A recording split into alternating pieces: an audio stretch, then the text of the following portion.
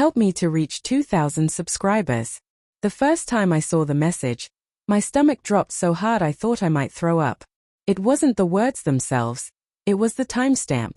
2:13 a.m. My wife, Emily, had texted her boss, "You can't keep asking me that. He'll find out eventually." He'll find out? Find out what? I sat there in the dark, the glow of her phone screen cutting through the silence of our bedroom. Emily was asleep beside me, her back turned, breathing steady.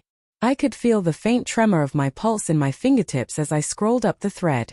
Dozens of messages, some about work, some about meetings, but others that didn't belong in a professional conversation. Compliments. Private jokes. Late-night chats that lingered far beyond office hours. Then came the one that stopped me cold. "Mr. Lance, we just need him to agree. Once he does, we're free to do what we planned." Free to do what we planned. For a full minute, I stared at the screen, my heart hammering so violently it drowned out every other sound. My mind raced. Did she mean an affair? A scheme? Something worse? I didn't want to believe she was capable of betrayal. Not Emily, the woman who once cried because she accidentally hurt my feelings. But people change when they think no one's watching. The next morning, I watched her through new eyes. She moved around the kitchen with that same soft grace, hair still damp from the shower, humming to herself. When she looked up and smiled at me, I almost believed everything was fine. Almost.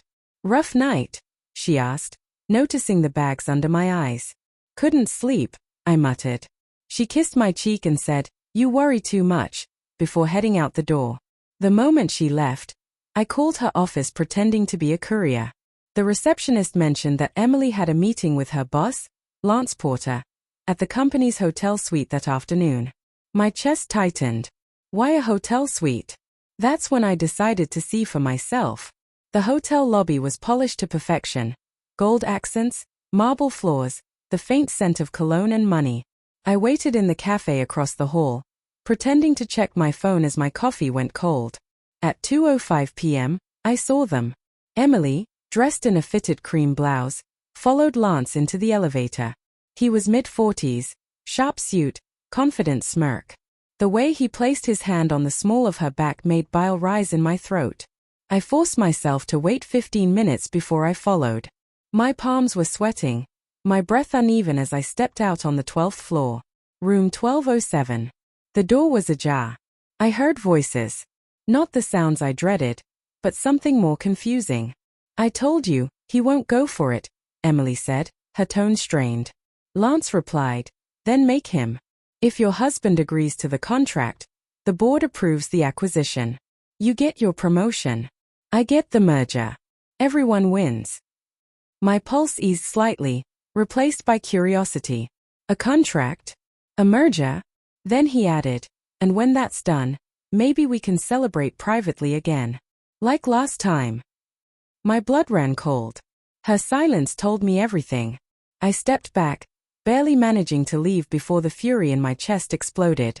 I couldn't confront them yet. Not until I knew how deep it went. That night, Emily acted normal. She laughed during dinner, talked about a client, and leaned her head on my shoulder while we watched TV. But every touch felt counterfeit. Every word tasted like ash. I needed proof. Over the next week, I tracked her phone, copied her emails, and watched her routines. I found the restaurant reservations under fake names, the late-night calls, the wire transfers from Lance's company to a new account in Emily's name. It wasn't just an affair. It was manipulation. She was being pulled into something illegal. Maybe willingly, maybe not. Then came the message that shattered everything. "Lance, he'll sign tomorrow, right? Otherwise, I'll tell him what you offered me that night. Remember, I record everything." I read it 3 times before the full horror hit. He was blackmailing her. She had slept with him. Not for love. For ambition. For fear. Or maybe both.